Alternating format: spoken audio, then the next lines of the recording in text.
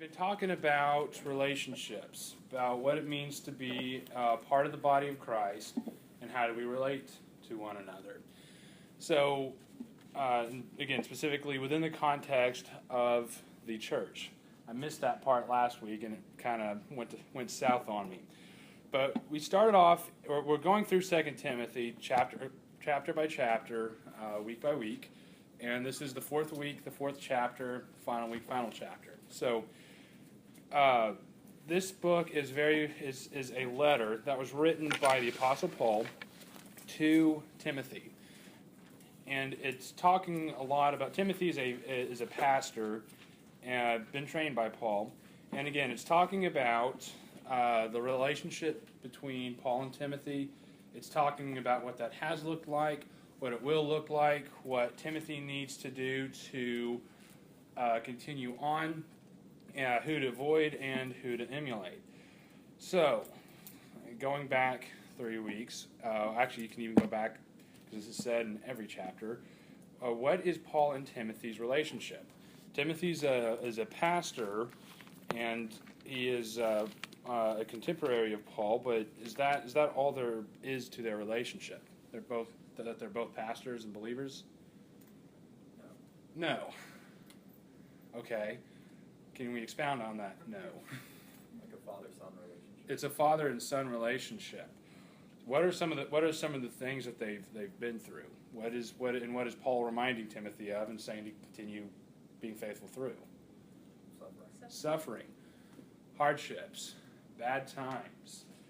It's not been an easy road for either of them.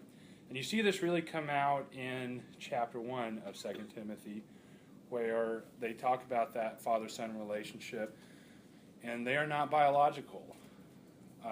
There's no biological relationship there. Timothy was raised by a godly mother and grandmother, and he was a local believer, and Paul took him under his wing. So that's what chapter 1 talked about. So chapter 2, Paul is talking to Timothy, saying, hey, this is chapter 1. We talked about what our relationship looks like. They define that relationship, and what is it that Timothy is supposed to do with it? Once he's been mentored, the second step is to be what? It is to repeat that process. But does he need to go find another mentor? Is that what Paul is calling him to do? Do what? He needs to find a mentee, someone to mentor, and Paul spells out what that looks like. There's a lot of teaching. There's a lot of modeling. There's a lot of just good relationship building within that. So that was chapter 2. Chapter 3, we talked about the relationships within the body, and Paul is specifically talking about who to avoid and who to emulate. So this is, again, if we're talking about a close father-son relationship here, where Paul is mentoring Timothy, and then Timothy, once he's grown, gotten some spiritual maturity under him, he's supposed to reproduce this. Chapter 3 talks a lot about who we need to seek out to have that kind of intense relationship with. And that can go both ways. That can go towards who you need to mentor and who you need to be mentored by. And that was chapter 3. So that brings us to chapter 4. And what we've been doing with, there's a couple new faces in here.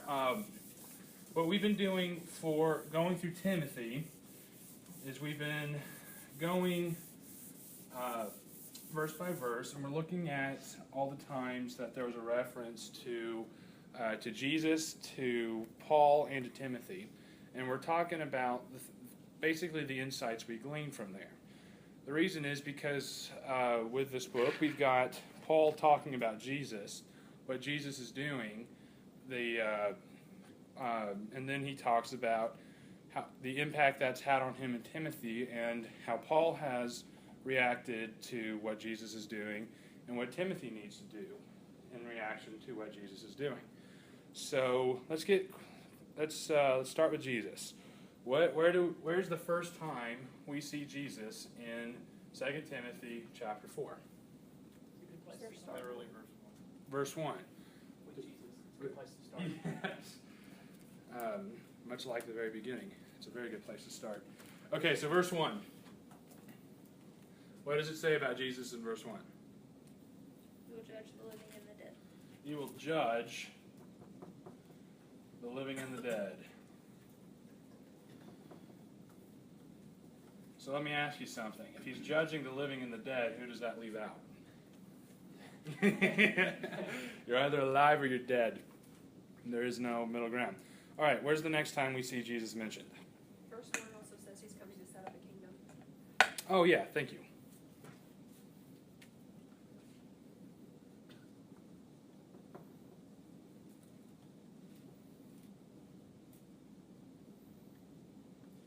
He is coming to establish a kingdom. All right, what else does it say about Jesus in chapter 4?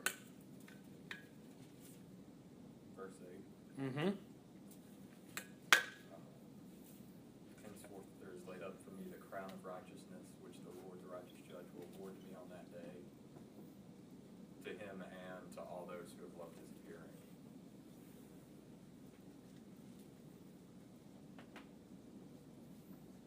So he will award a crown of righteousness. And what did it say about him? He's a judge? The So- righteous judge. Yes, righteous judge. Thank you. So God is a righteous judge. He's going to award a crown of righteousness to Paul. Now, with something like a judge, where my mind typically goes is guy or gal who's in charge of a courtroom, who's making life difficult for my clients and giving me an opportunity to make money off their difficulties. Because I'm a stand-up guy. Another way to look at it is, think about, going to a county fair. And you've got people who are judging pies, judging livestock, judging races, judging dunking contests, stuff like that. Those guys are not dealing with the law. They are actually looking at something and judging it by its merits. So which kind of judge do you think we're talking about right here? Right? There are other times where it talks about God being someone who's judging you for your sins, whether you go to heaven or hell. That is much like a judge of a courtroom. But here, he is judging. He's a righteous judge, and we're also talking about awarding a crown of righteousness. So what kind of a judge is he in this sense? Someone who's making a ruling or on a point of law sort of thing, or someone who's looking at you and making a value call based upon your merits? I think it's the second one.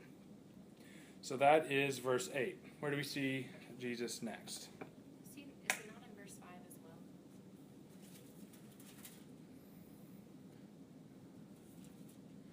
But you be sober in all things, endure hardship, do the work of evangelist, fulfill your ministry? Mine says, don't be afraid of suffering for the Lord.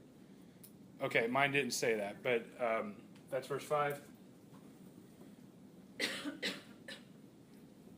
So suffer for him. Yeah. Thank you. That's verse 5. We've got verse 8. What else does it say? Verse 14, may the Lord repay him according to his works. Who's the him? Alexander, the coppersmith.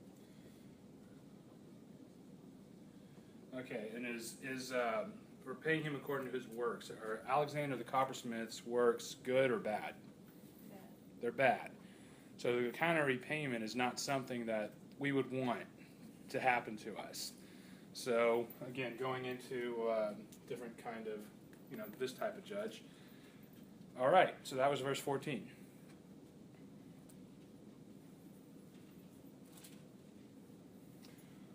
Where do we see him next? 17, Mm-hmm. but the Lord stood with me and strengthened me.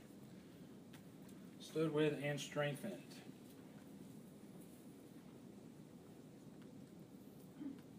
And rescued. Is that the same verse? Yep. Okay.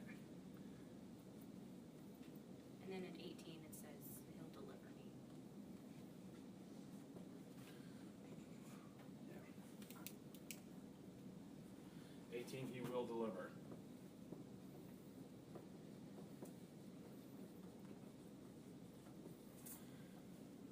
Okay, so he's strengthening, he's standing with Paul, he's rescuing, and he's delivering Paul. What is he delivering Paul from? From every evil attack. What did you say? I have in 17, and I was delivered from the lion's mouth. The Lord will rescue me from every evil attack and will bring me safely to his kingdom. Okay, mine doesn't. Mine says every evil deed. Yours says lion's mouth. That's just kind of cool. Mine says lion's mouth as well, and thanks to my extra spiritual version here, commentary, it says that it was a common biblical metaphor to rescue from great danger. Here it probably means Paul was not put to death immediately after his trial. Well, based on the fact that he's writing this after the trial, I think that's a good thing. Good inference there. Okay, and this is just a good illustration that the Bible was not written in East Tennessean. It was first written, this one would have been written in Greek, translated into Latin. Later it would have been translated from Greek and Latin into English, translated from English into American. So sometimes the translations go different ways. So thanks for pointing that out. That's just kind of a cool way to look at that, especially since we studied Daniel in the lion's den last weekend. Okay, so that's verse 18. Where do we see God or Jesus again? Oh, and 18, didn't it say? Yeah, to him be glory forever and ever. I was going to say, bring safely to his heavenly kingdom and be glory.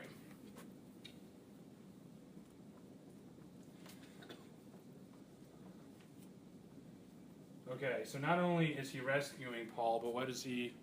I mean, he's taking him someplace pretty awesome. To him be the glory.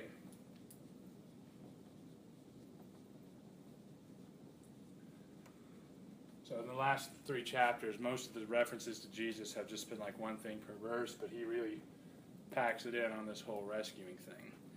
That's Paul is literally in the middle of a trial for his life, and that has to have been very important to him. So where do we see Jesus mentioned next? Verse 22, the Lord be with your spirit. Okay. And the you is Timothy, right? Yes. Okay, so that is Jesus. Let's. What do we have him doing here? What do we? I mean, let's just kind of briefly summarize what's going on. We've got him talking about him as a judge, and again, we've got the kind of judgment that, much like a judge in a courtroom is doing, handing down guilty or innocent verdicts. And down here, we've got the type of judge that's kind of like the ones you see at a county fair, looking at the pig, saying that's some pig, and giving a special award for that category. So that was actually Charlotte Schwab, but yes. So that's we've got these 2 interesting contrasts going here. Jesus is a well-rounded sort of judge. We've also, again, talked about Paul's suffering for him. Is that something Paul has talked about in the other chapters leading up to this one? Yes.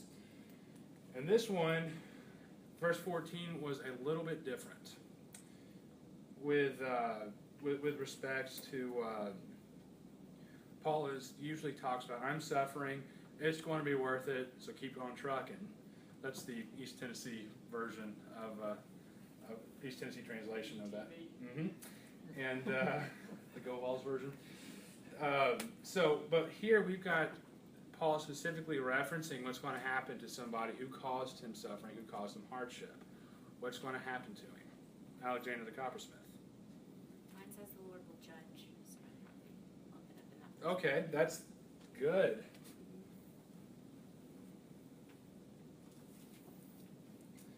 Okay, so he's going to, so specifically, okay, I like that. I really like that.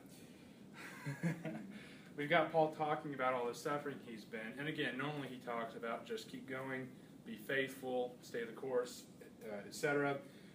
Here, he's saying that the people who are causing this suffering are going to not only be repaid, but they're going to get the kind of judging that is being talked about in verse 1. Jesus is going to judge the living and the dead. Do you think it's going to be a pleasant experience for Alexander the coppersmith? I don't think so either. And through all this, not only is it worth it to be suffering, but what does Paul have going on? Or what is Jesus doing for Paul as he's going through this suffering? Standing with him, giving him strength. Mm-hmm. Yeah, all those things. So, is Jesus leaving Paul? Did Jesus call Paul, telling him to do all these ministry things, and then just kind of walk away and leave him to it until Paul dies and goes to heaven? No, he is not. He is, in fact, standing with Paul. So let's talk about Paul. What's going on with him in chapter 4?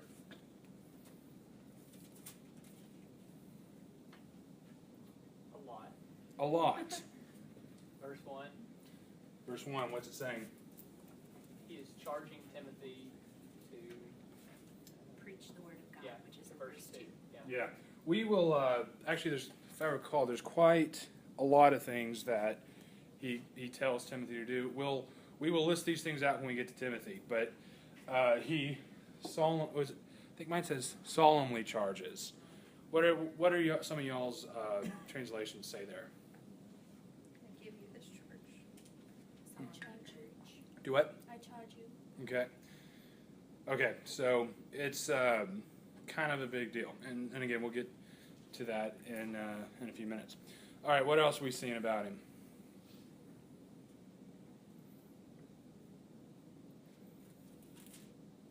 Verse 6, for I am already being poured out as a drink offering. Okay, does anyone know what a drink offering is? Somebody mind turning to Numbers chapter 28, verse 7? And reading that for us. Numbers 28, verse 7.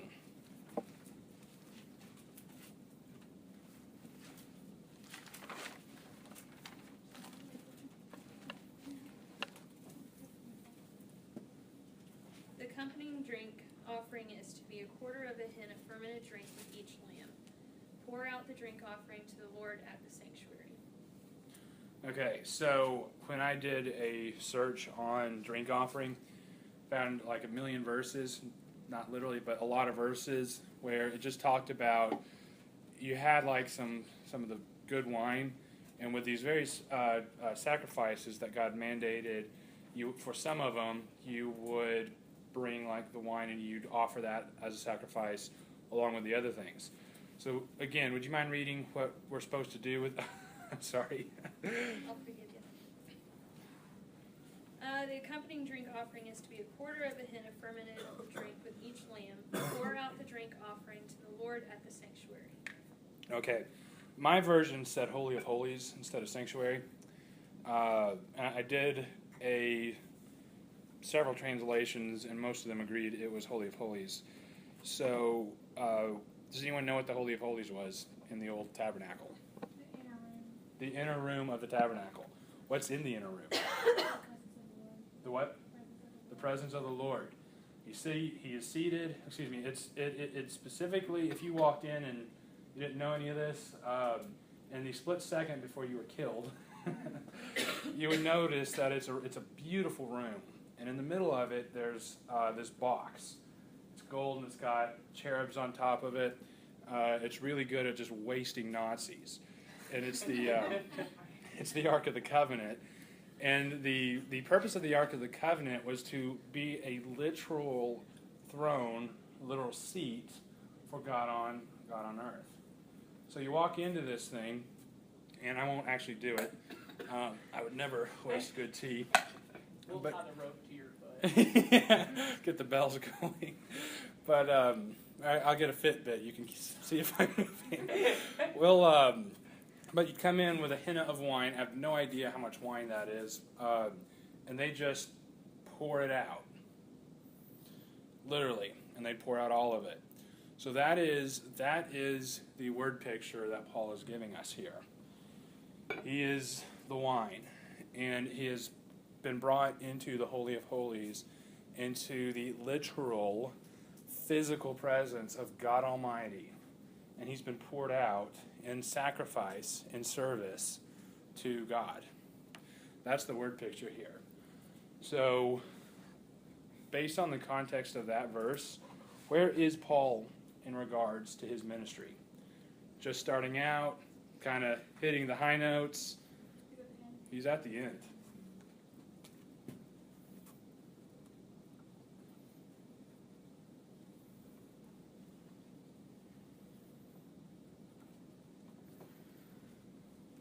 So, this being the end of his ministry, how important do you think his statements to Timothy are right now? What kind of a value do you think Paul is putting on them? It's a very important one. Last words. In law, in a court proceeding, criminal or civil, you couldn't come in and say, I couldn't go in as a witness and say, well, Medor said, the other attorney would get up and say, objection, that's hearsay. Because in a court of law, we place a lot of importance on witnesses with firsthand knowledge. There are several exceptions to that. One is called a last utterance. We put the hearsay restrictions in place to protect people, to protect the sanctity of that process. However, with the last utterance, with what somebody is saying on their deathbed, literally as their life is slipping away, we give that so much credence, place so much importance on it, that we think, and I believe rightfully, that overrides the necessity of protecting against hearsay.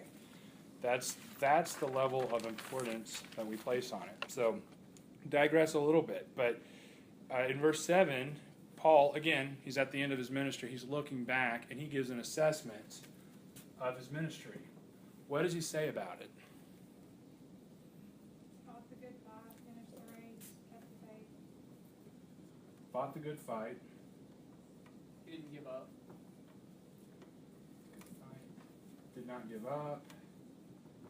And it seemed like there was a third one. Kept I'm sorry? the faith. Kept the faith. So, Paul's looking back over his life, and he's assessing his ministry. How do you think he views it? Think he takes pride in what he did? Do you think he has any regrets about the suffering and hardships he's been through, about all the Alexander, the coppersmiths of his life? He's on the other side of all those events in his life. The majority of the hardships he's gone through are in the past. They're not in front of him. And looking back, and he's saying to Timothy, who's not at the end of his ministry, he's saying it's worth it. That as he fought the good fight, as he did not give up, and as he kept the faith, it seems he takes a bit of pride there. And he's calling Timothy to fight the good fight, not to give up, and to keep the faith. All right, so that's him looking back. And then in the next verse, verse 8, he looks forward. What is he going to get at the end of all this? Like at the real end, not just here towards the end. Some righteous bling bling. Some righteous bling bling. I'm just going to do Crown of Righteousness. What is that? The East Philadelphia Born and Raised translation? Popular with Will Smith. Yeah, popular with Will Smith. Okay, Crown of Righteousness. And where's he getting this? Who's giving it to him? The Lord.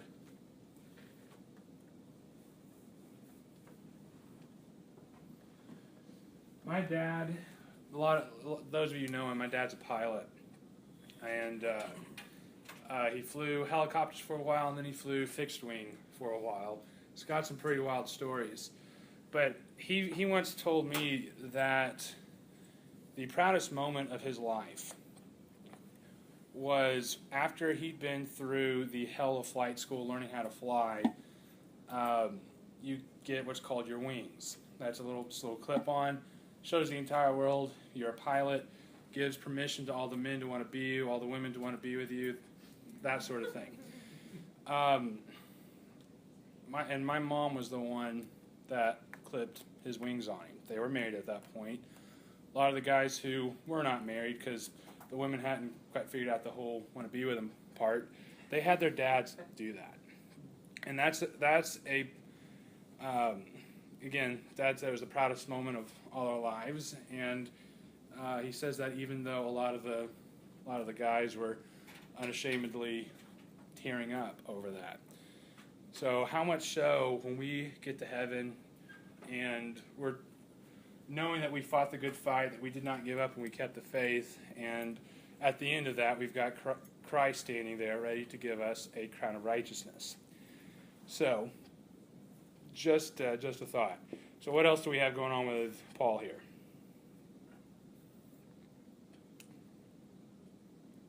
Verse 9, he's telling Timothy to come to him soon.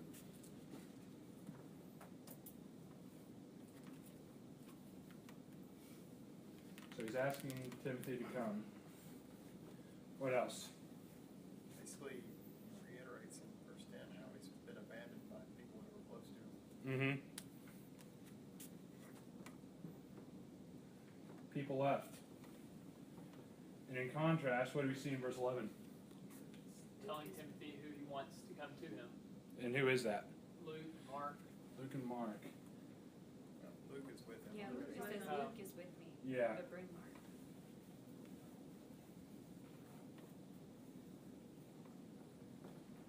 All right, and again, a little background. Luke's got a book of the Bible named after him. So does Mark. These are guys who have faithfully served the gospel, and they've stood with him. In contrast to, like, I think Demas was his name. So what else is going on? He asked him to bring in like his coat, his books, especially Yeah. his papers. Yeah. So that's verse 12, 13. Okay, thank you. Just going to summarize, bring stuff. What else do we have going on with Paul? He brings up the coppersmith. Yeah. He warns Timothy to be careful of him. Yeah, he Verse does. 15. That's in the next verse, I think. 15. 15. Mm-hmm. We'll get to that when we talk about Timothy. All right. What else do we see about Paul? Everybody deserted him in verse 16. And at what point in his life was he deserted? When he was taken to prison. When he was brought before the judge. Yeah. Mine says first defense.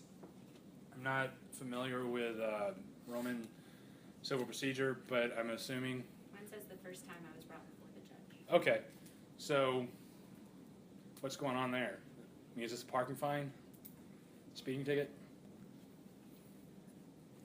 It's a trial for his life at this point. And he was deserted. Does he bear a grudge? No. He does not let it be charged against him. Do not hold it against them.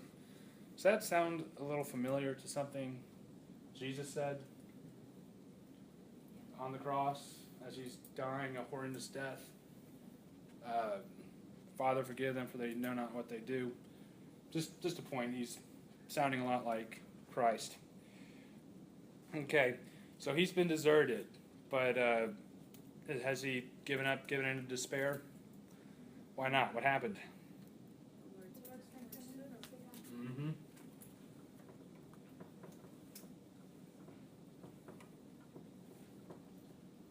Mm-hmm. Okay, and what else do we see He was delivered. delivered?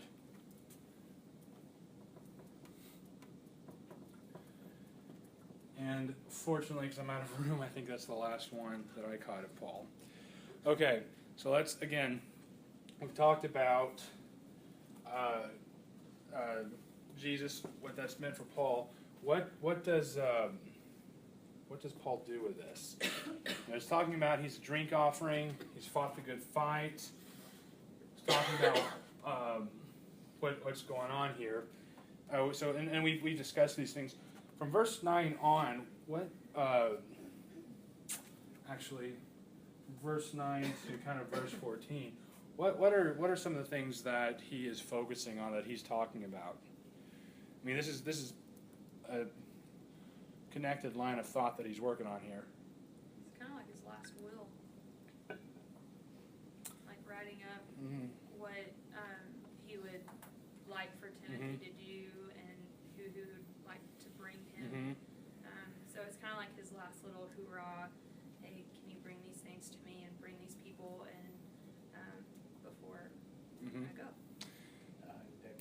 Yeah, I was gonna say I had not looked at it that way, so that's really cool.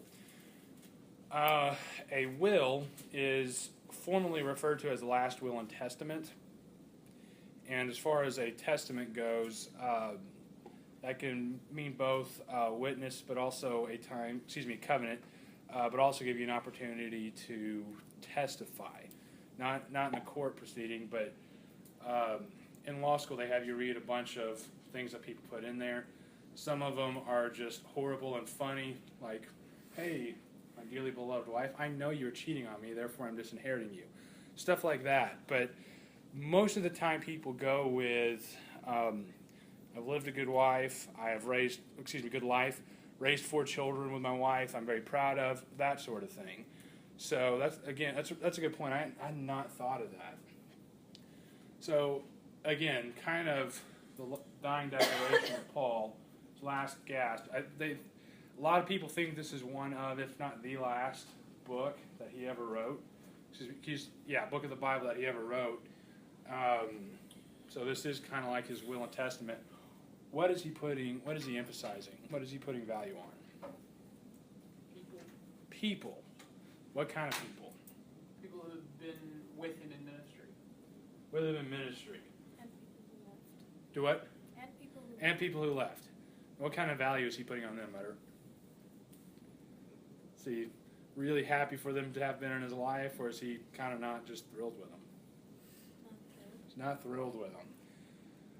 So that's another good, like, one of those, that's a very valuable point that I don't want to overlook, because he is, a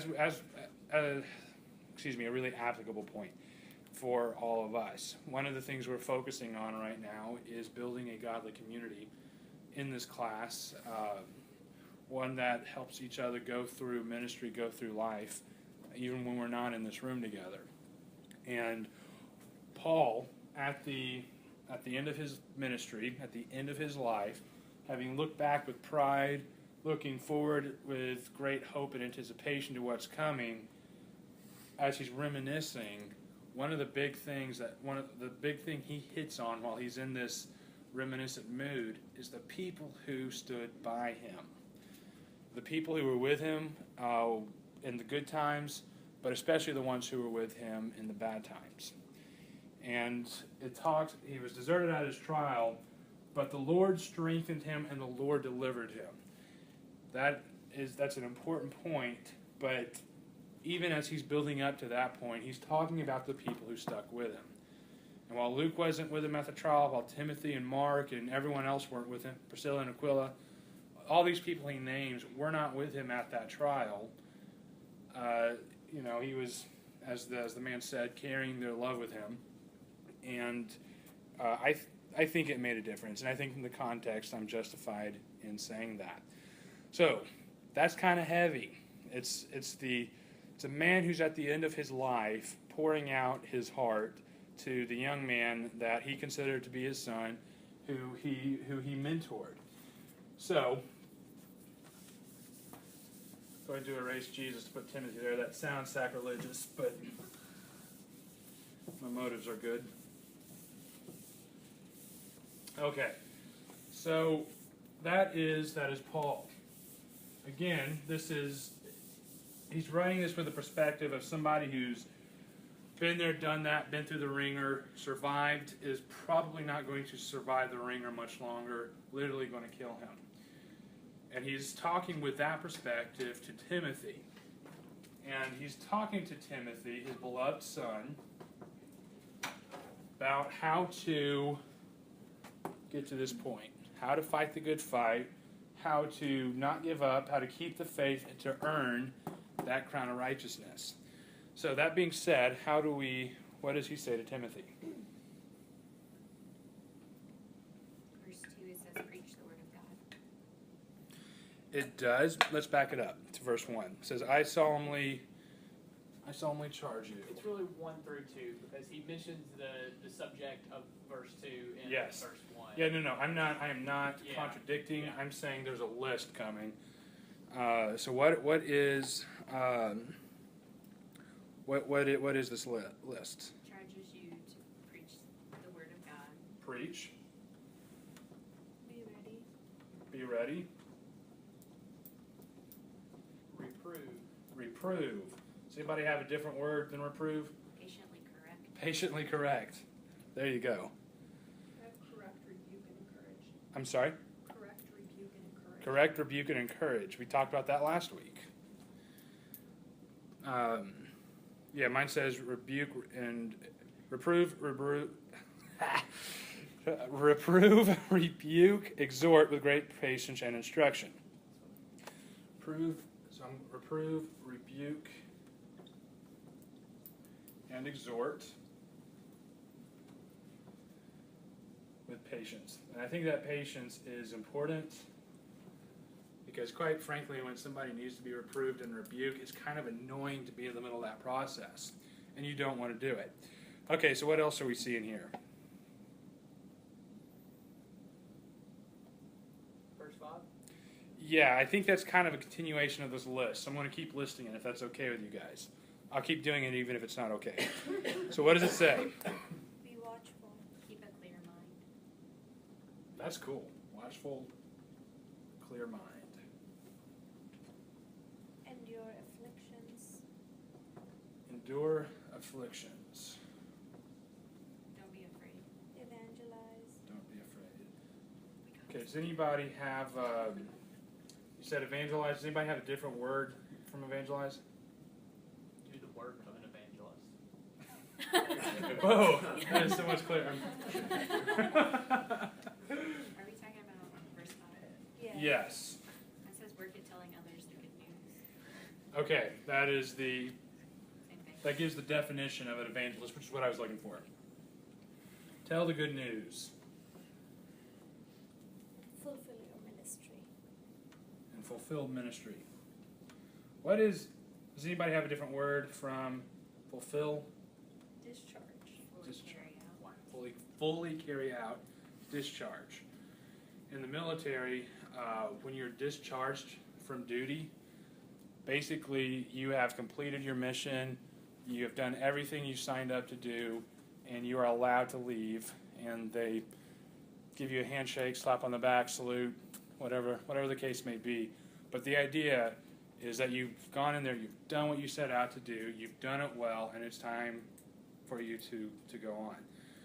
So, does that sound a little bit like, I don't know, fighting the good fight, not giving up, keeping the faith, earn that crown of righteousness? Okay, just wanted to make that connection.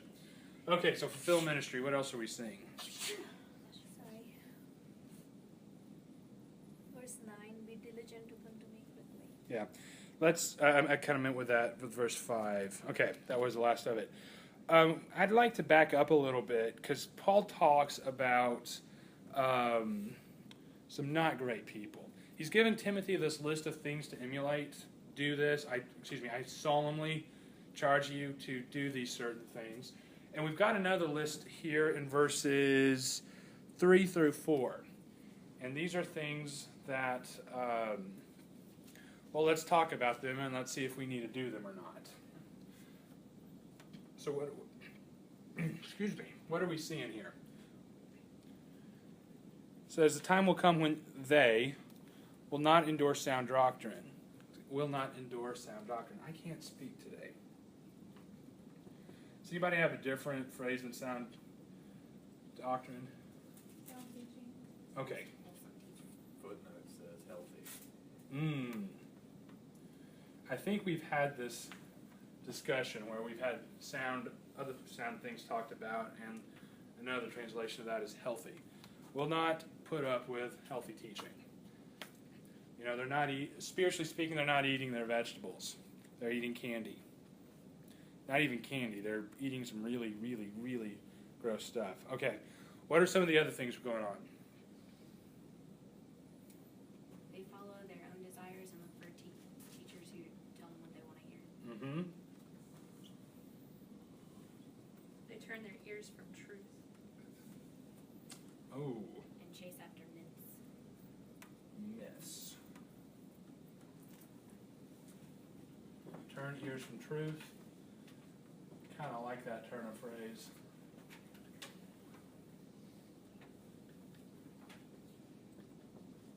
Turn their ears from truth. And Amanda, what was the one you said? Chase after myths. Chase after myths. Does anybody have a different word than myth? Does anyone know what a myth? I mean, anyone want to volunteer a definition of what a myth is? Mine says fables. Fables. Another word for that might be fairy tales. Made up stories. Made up stories. Basically, they're being told what Christianity is, and they're saying, I want something that has a happily ever after, Prince Charming sweeps Cinderella off her feet type of ending, when that's not necessarily the case. Okay, anything else in here?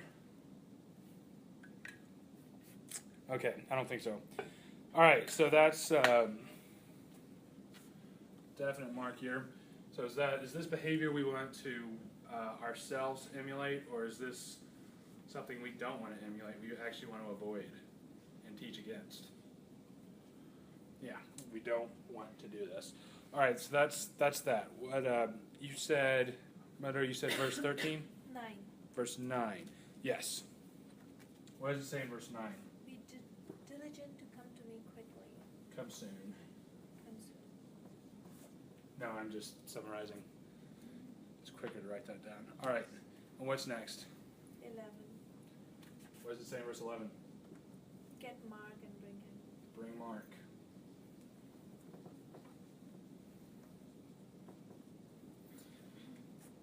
What next? Verse 13, the Mhm. bring stuff verse. Mm-hmm. That's a paraphrase.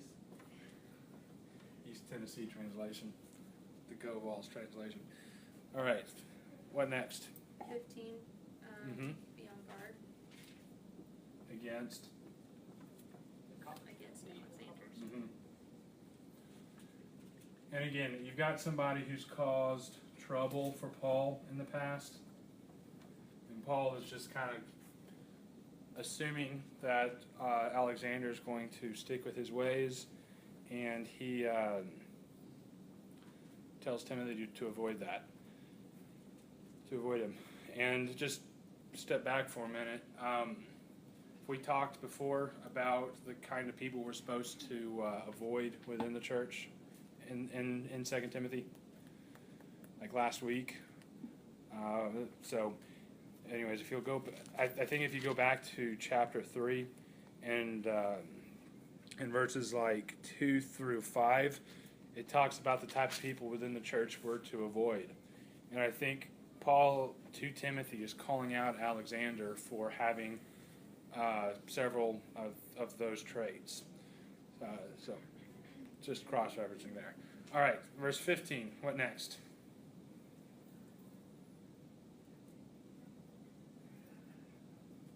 Telling him to be on. Oh, wait, Yeah, that's verse 15. 19. 19. Mm-hmm. And what's that? Give my greetings to these people. Yeah. Friends. Priscilla and Aquila. And again, in Acts, Priscilla and Aquila are a godly couple who partnered with Paul in ministry and also hired him, gave him a job as a tent maker. So these are these people who are important to Paul? Yeah. Yeah, I'll kind of go into this line of thought. Okay, so greet Priscilla and Aquila. 21, Mhm. time before winter. Come. And what else? 22. Mm-hmm. Saying, the Lord be with Timothy's spirit. Okay. So I'm sorry I ran out of room there. Got big handwriting. All right, so I think with Paul it's fair to say that he's writing at the end of his life. This is perhaps one of the last letters he's going to, well, for all Paul knows, he could be executed the next day. Roman justice could be a little bit arbitrary. So for all he knows, this could be his last letter.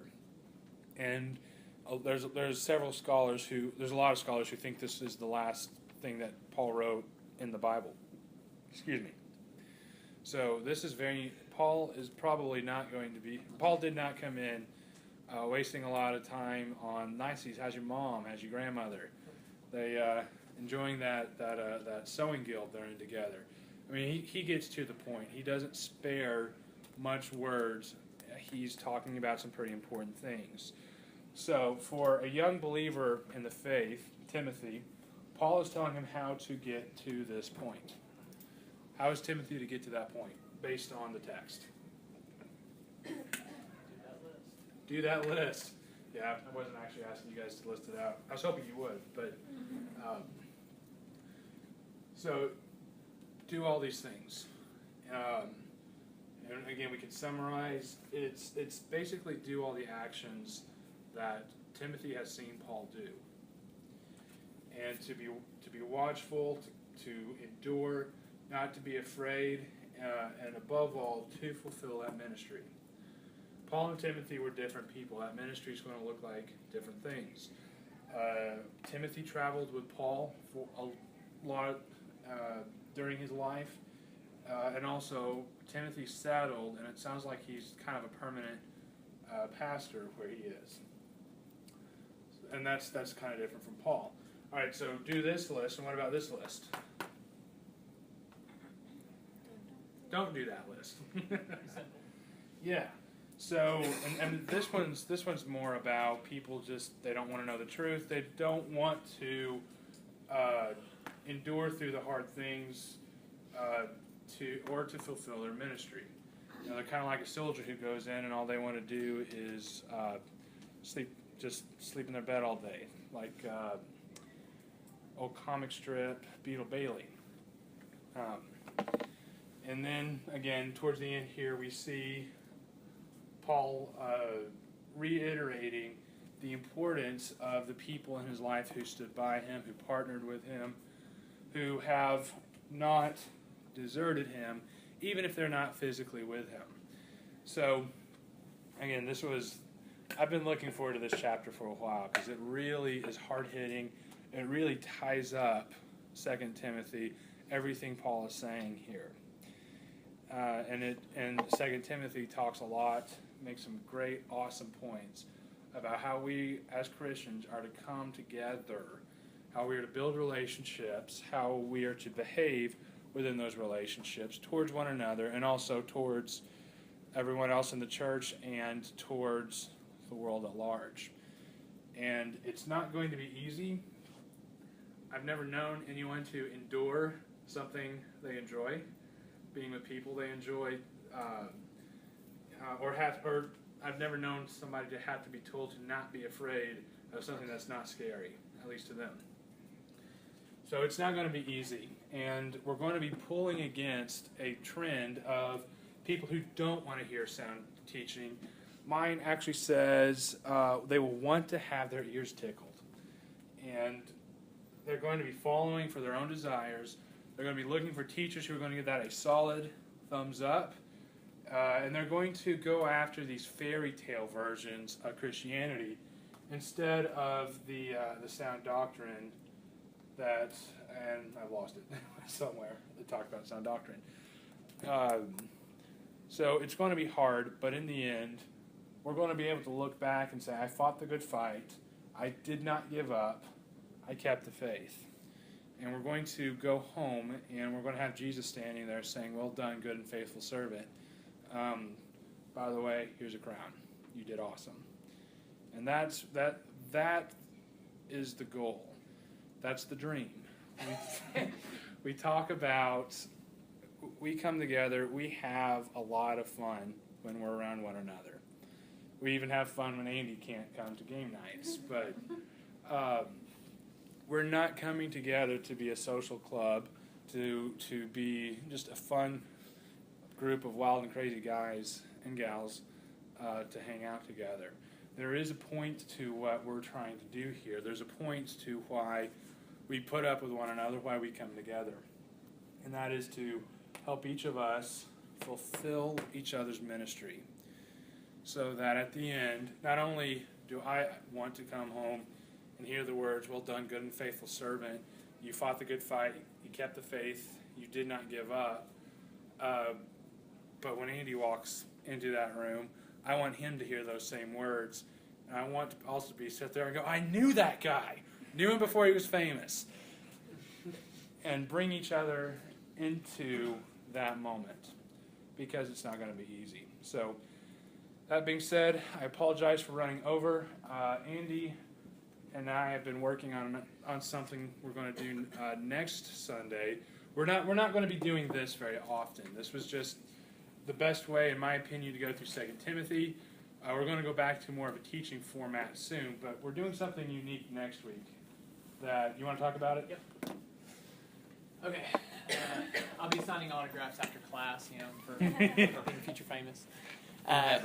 We have been working in the Together series for pretty much since Derek's last week that he taught back in February. We've been into the Together series and going through these relationships, these things that Corbin was talking about earlier, between father-son relationships, how to build relationships amongst one another and within community and building that up. And next week we're going to start transitioning. Next week is primarily just for Corbin because he missed Mike's lesson back in August when we split up and talked about godly men and godly women.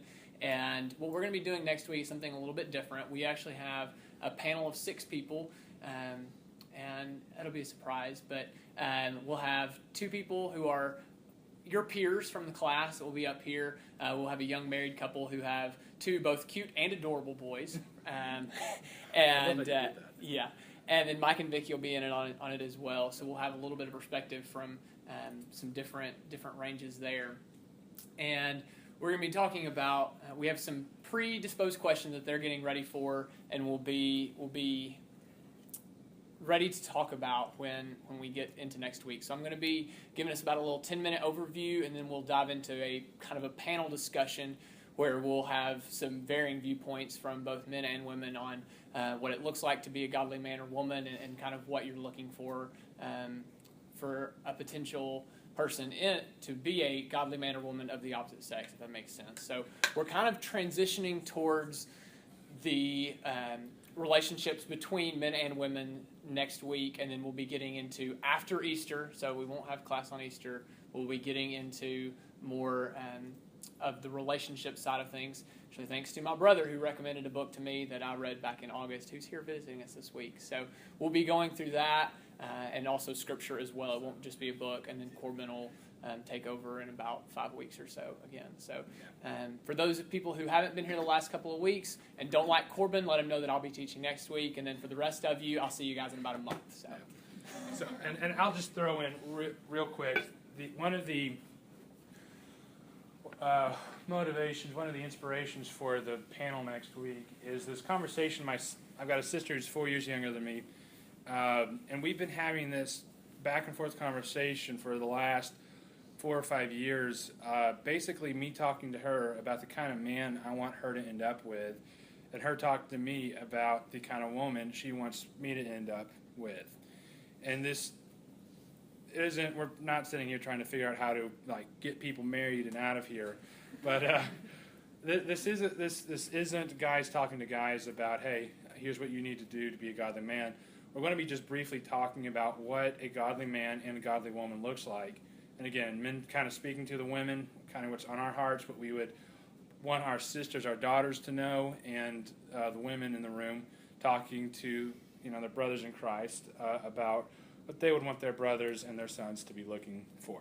So that's kind of the motivation there. And does anyone want to close us in prayer before somebody says anything further?